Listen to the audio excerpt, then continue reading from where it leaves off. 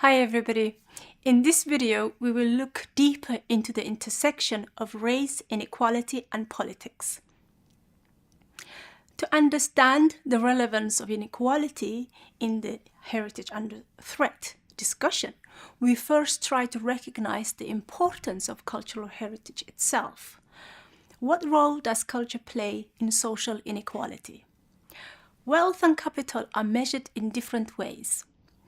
If we look at what capital is and what role it plays, we find it very much associated with social relations within a system of exchange where certain things are seen as worthy of being sought after or rare.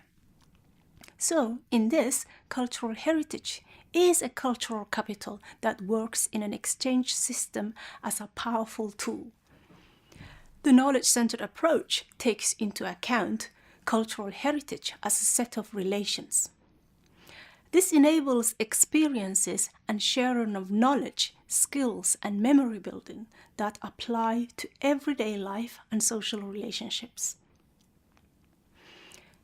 Therefore, it taps into the cultural capital of a community and its members to understand the past. The community is a repository for the past. Also, it's a didactic and a local way of understanding how heritage is bestowed through teaching and training from an early age. In this context, not only does accumulation of knowledge give power and status, but also specialist knowledge reaffirms a group's position in society.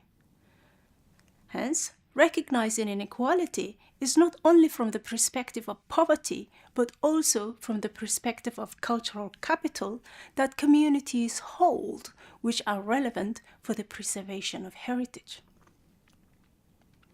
We have already mentioned that there are cases of development which threaten heritage and are not necessarily seen by locals as bringing development. The Aswan Dam in the 1960s and the current dams to be built in Nubian Sudan are still controversial issues with great consequences for the cultural heritage. We are also grappling with local communities' needs and how heritage can address this while the local people's ways of lives are under threat. The case study of this module is Schokland and surroundings, which is a World Heritage Site in the Netherlands, will address such local threats to ways of life and livelihoods and the ingenious solutions of local community. Now, we take a closer look at South Africa and how this rainbow nation is dealing with its apartheid past. The recent Rhodes Must Fall movement brings a new dimension into the issue of inequality and heritage. As a result of its apartheid system, South Africa is still an unequal country where people have until a few decades ago held different hierarchical positions economically, politically and socially. The black population of South Africa were the subjected people at the base of the pyramid. From the point of view of heritage, the heritage of the black population has remained neglected intentionally. In some cases, it has actually been hidden. The discovery of sites that disproved the racist white supremacist ideology were concealed. For example, the discovery of the ancient city of Mapungubwe was kept secret for many years by the apartheid government, as its existence disproved many of the rationales to justify apartheid and alleged superiority. The Rhodes Must Fall is a famous hashtag which became the emblem of a movement of the same name. It started at the University of Cape Town in March 2015 by students who felt the curriculum discriminated against them, and that this discrimination was exemplified by the position of the statue of John Rhodes at their campus.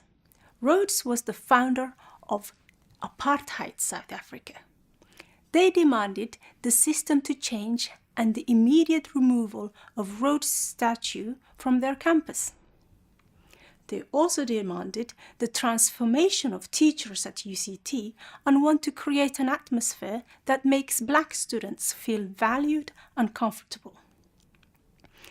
This means not only redefining what heritage is, who is heritage or who is oppressors, but economic inequality in terms of equal access to education and the right education that empowers rather than perpetuates oppression. More effort in reframing and sometimes contesting dominant heritage is also taking place in other countries that traditionally do not invest in heritage in terms of museums or historical identity. In the colonized world, Africa, Asia, and the Americas, for example, heritage is used to reassert identity in a decolonizing perspective and to rewrite history. For centuries, Africans and local communities were told that somehow either the remains of past civilizations were not the achievements of their ancestors, or that it was the heritage of savage peoples who practiced human sacrifice and are now dead civilizations. Another inequality is evident too in that many of South Africa's heritage sites are not African traditional sites. They are rather natural or colonial sites of historical settler communities. Hence, the indigenous and local cultural experts and heritage workers are now working to shed light on all heritage in order for it to be recognized nationally and internationally. These complex relationships and the role of current management systems and how to incorporate indigenous management systems pose both possibilities and challenges. Now, we have some more interesting reflections from our experts. After that, we will continue the module with the Schokland and surroundings case study.